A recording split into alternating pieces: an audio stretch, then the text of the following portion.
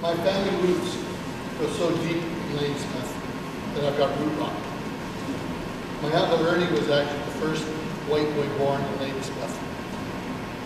Our family has been in business for, off and on with different businesses, for 104 years in town. As Nina made reference to the shoe store, Grandma and Grandpa had gas station, grocery stores. Just to give you an idea, Grandpa came out here in 1898 to Vancouver Island from Sackville, New Brunswick, to find a new life. He ended up building the coal wharfs here. Eventually, where the Old Town Bakery is, he had a livery stable.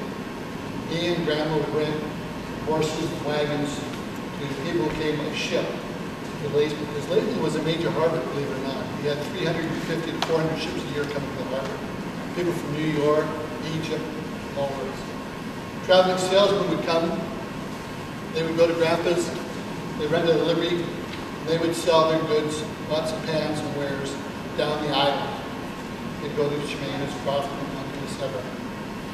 Eventually, they'd end up in Victoria, send a telegram back that they'd left the horse and carriage or the livery in Victoria. Then Grandma Johnson and her friend Mrs. Patterson would get on the train and head down. And they would bring the horse and buggy back, camp overnight in the Malahat amongst snow and hail and whatever, sit around the fire with their shotgun to keep the bears away, and then proceed back up and return. So when you go to the Old Town Bakery, try and visualize it as a livery stable. Grandpa then got into gas station grocery stores. You say you live on Dogwood. Dogwood used to be called Victoria Crescent. That was the island highway coming to Ladysmith. Grandma and Grandpa had a gas station grocery store there. In fact, Grandpa, he had a pet deer named Oscar. People would stop, come to see Oscar, buy the groceries, ice cream, etc. When the island highway switched on to Bayview Road, Bayview Avenue, the city's changed it, they moved a building there and became a gas station grocery store there also. Grandma died at her 99th birthday, and for about 85 years, she was active in businesses and life. She would get up at 2 o'clock in the morning, so we wanted gas for Victoria. And they would come out there and they said, well, I don't have a lot of money, I'll have 25 cents worth of gas to get me to London. Because gas was like 5 cents a gallon. So as a result, I've had an opportunity to grow up in this community from a small child until I was in my 20s when I left and come back 20 years ago. I've seen the evolution of the town. One of the things that I've seen is how the nature of the town has changed. As a child growing up, I'm much older than Pearl, we didn't become inclusive. We had areas of the town that were known as Finn Town, Scots Town, whatever.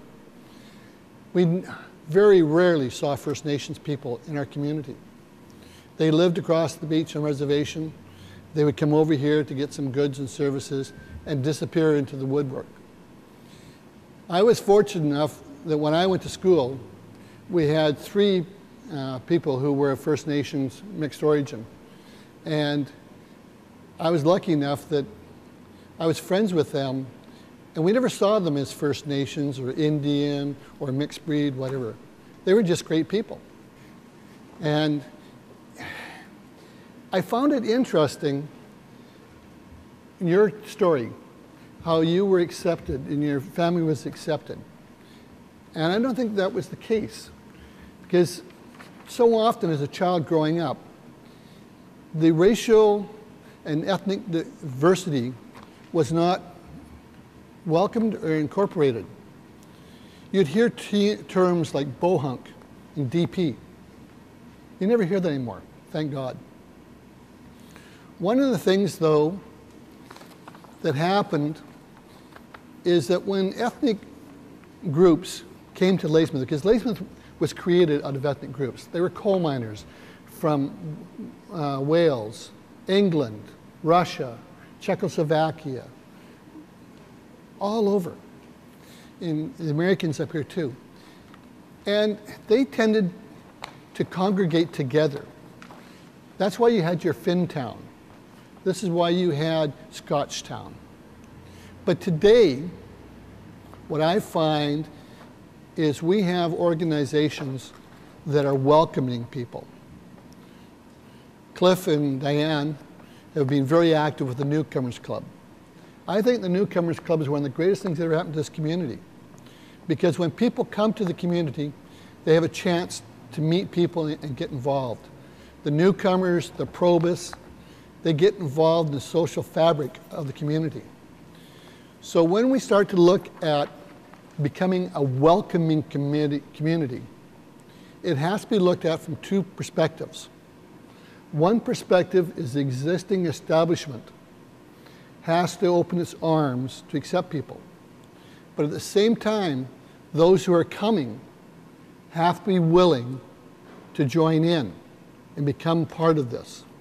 Because if you are a new person to this community, I don't care if you're from Alberta or if you're from Yugoslavia, if you don't want to mix and mingle, it's like your story of living in an apartment building where there's hundreds of people and you don't know your neighbor. You have to make part of that effort. But it has to be receptive. They have to mesh together. And this is one of the things that I find that Ladysmith has really done a better job of now. When we look around, the Newcomers Club, they put up lights for the Festival of Lights. They become more involved in the community than the old timers. The people who have been here for 20, 30, 40, 50 years tend to sit on their butt and not do anything. It's a combination of a couple of factors. One factor is they did it before, so they've paid their dues. And the other one is that they have got their tight social network of friends and they don't feel they don't need people. What's really important to me as individuals, if we want to grow as an individual, we have to absorb the experiences of others. Your experiences, what you're telling me, has enriched me, made me understand better, understand your perspective. Pearl, your story really helped enlighten a lot of stuff for me. Every one of you have a story. I know Anita. We've been friends for years. She has enriched my life. You people have enriched my life. Sheila Little has just recently joined an organization that I belong to, and we go and play bridge at their place, and we're becoming social friends, and it's enriched my experience because we have fun, we have laughs. Cliff and Diane have done so much for this community, and meeting them at different levels. We, and I consider myself an old-timer, have to be willing and to recognize and thank people like yourselves. Because one of the things, I've been involved in many community organizations, everything from the Parks and Rec Commission to the Resource Center, Historical Society. So often when I look at the makeup of these boards, they're the new people. They are the ones who have the energy for us to sit back and say, oh, we love Ladysmith, we don't want to change. Well, Sheila and Morris, they came here. They must have felt something for this. I think they've developed a love for the community. I know damn well that Cliff has. With the hours that he and Diana put in, you don't do that unless you have developed an emotional attachment. So to be a welcoming community, it's this interplay. The interplay of you wanting to participate and the old timers and the community accepting these.